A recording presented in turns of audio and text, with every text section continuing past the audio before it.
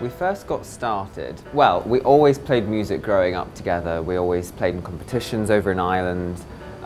We all played piano and violin, and we all sang, we were all classically trained. But then our dad kind of thought it would be a good idea for us to play together, and it's working so far. Yeah.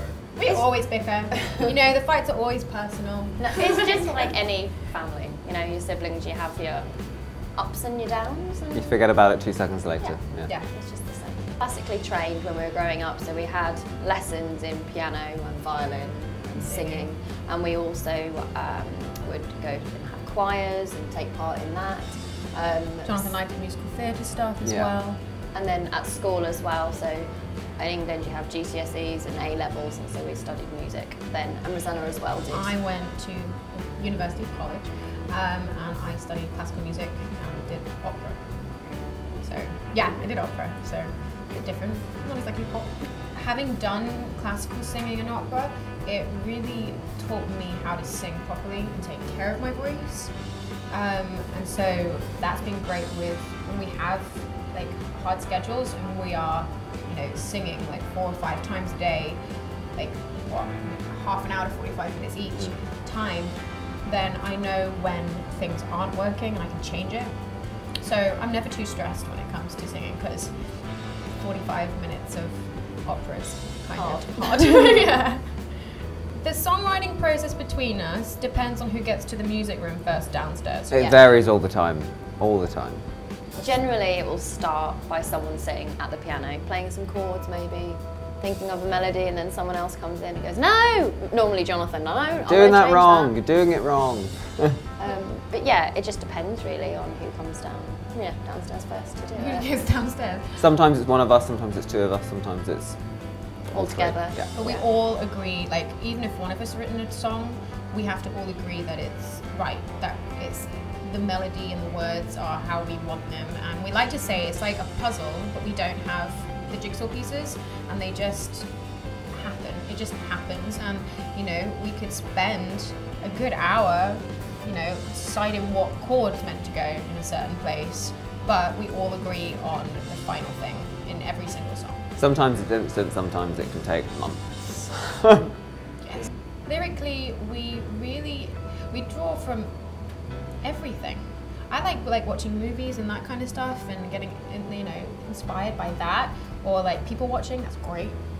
I do that as well, or like our friends, and we do, you know, draw it from our own personal experiences as well. But sometimes that's harder. Yeah, and we want to make sure that people can relate to the song as well. So you don't, I think anyway, you don't want to kind of give them the meaning that you have and make them see it like that. We like it to be open to interpretation. Yeah. So yeah, last year we literally toured the entirety of the United States. Like, we did loads of Christmas shows over the country. Yeah, we played with we played with Adam Lambert, we played with Rachel Platten, Carmen and Michael Franti. Like we got to play with some amazing people. We've got a lot of press and PR this week, and then we go down to Atlanta, then we go home. We're doing stuff for the BBC when we go home. And then in France, Going to France and Italy and doing some national networks over there. Yeah. So yeah. TV and then so yeah, our album Essence. We've got some great people who worked on it with us. Our label FOD, they brought in just, I can't believe the people wanted to work with us. So we've got Nigel Harrison, who plays bass, and he's played with Blondie. He wrote One Way or Another, and he co-wrote one of the tracks on the album called Into the Crowd as well. I like to say he was very lucky to work with us. He doesn't realise. And then we've got a guy called Clive Deemer. He plays drums with Radiohead and Portishead and Robert Plant, and he plays with us. And then Danny Robinson, and he plays electric guitar. And he also plays Jimi Hendrix in the Jimi Hendrix Experience. So he's just like insanely good.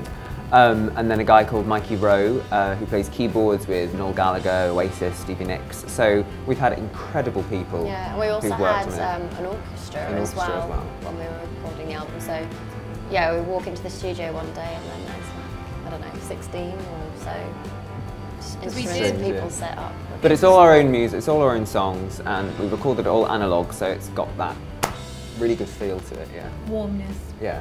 As a writer, I would really like to work with Sia. I think she writes amazing stuff. Did I take yours? Yeah. Okay, we would like to. There you go.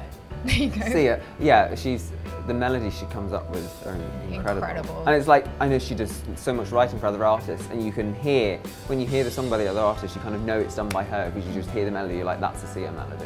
You can just tell. And there's people like, Taylor Swift, I'm sure you'd like to work with Max. My list goes from like Taylor Swift to like Dave Grohl to like... Stevie Nicks would be cool. Yeah, that'd be cool. So Yeah, we're just going to geek out. So many people, so many people. In 5 years, I think we will be 5 years older. Yes.